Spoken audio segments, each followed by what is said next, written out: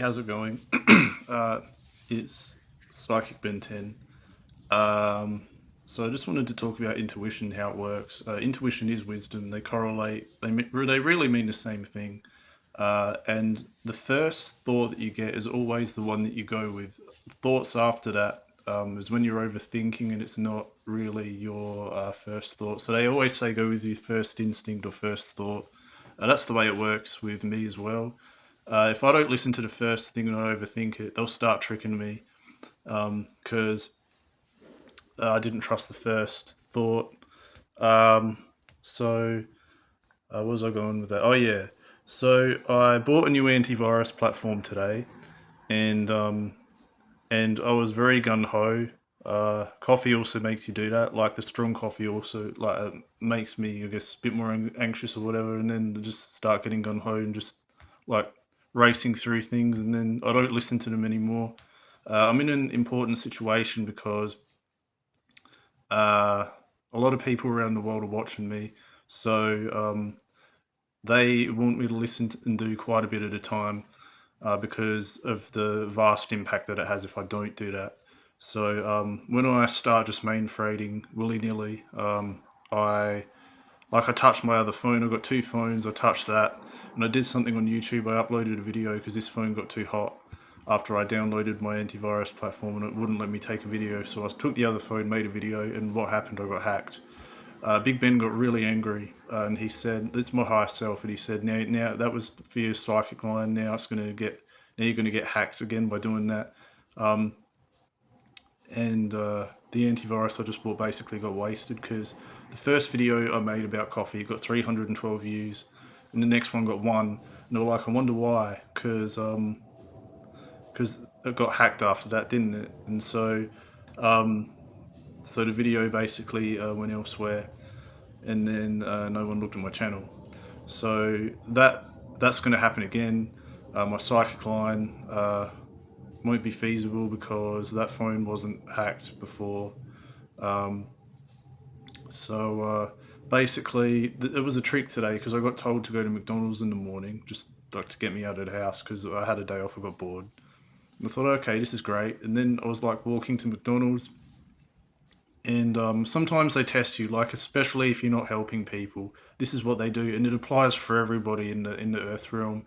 If you're not making positive contributions at work or elsewhere, your job is also part of your soul plan that you have usually, unless it's really detrimental to you.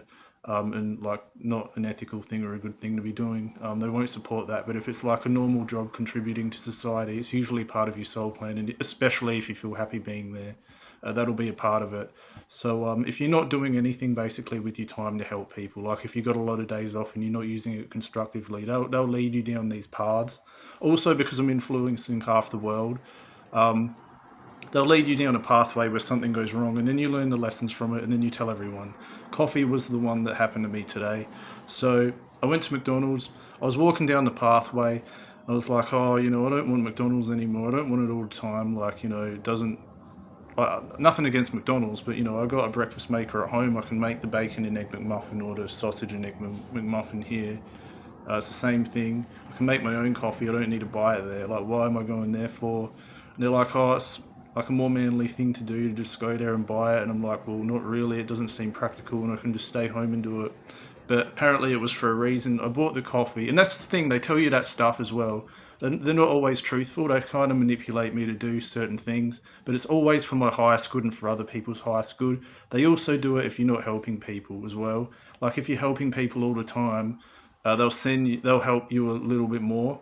So I went to McDonald's. I bought a big breakfast meal. I bought the coffee. I didn't want to do it because I didn't really feel like it, and that's the other test.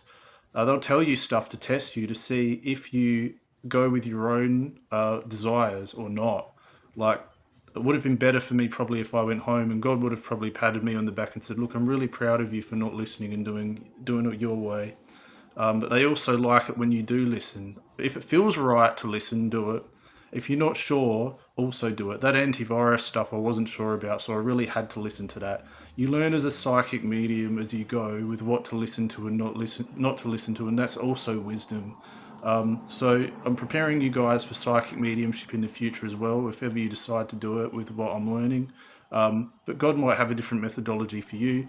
But I don't. I think as psychics, we also share our own methodologies to help each other. If you're interested in this sort of thing as a psychic, you might not be, but I'm really interested, so I'm sharing it with you, just as a matter of fact type of thing. But so I experienced what happened with the coffee, and then that was more wisdom to share for you after with what happened from it. I had no plan today. I wasn't really proactive, and that's also what happens when you're not proactive. They send you down these certain paths. Maybe it would have been good if I thought about it better. That's another thing. I could have gone there, had it, gone out elsewhere, and it might have turned out being good if I was more positive about it. That's also another lesson you can draw from it. So there's infinite answers. There's not just one answer.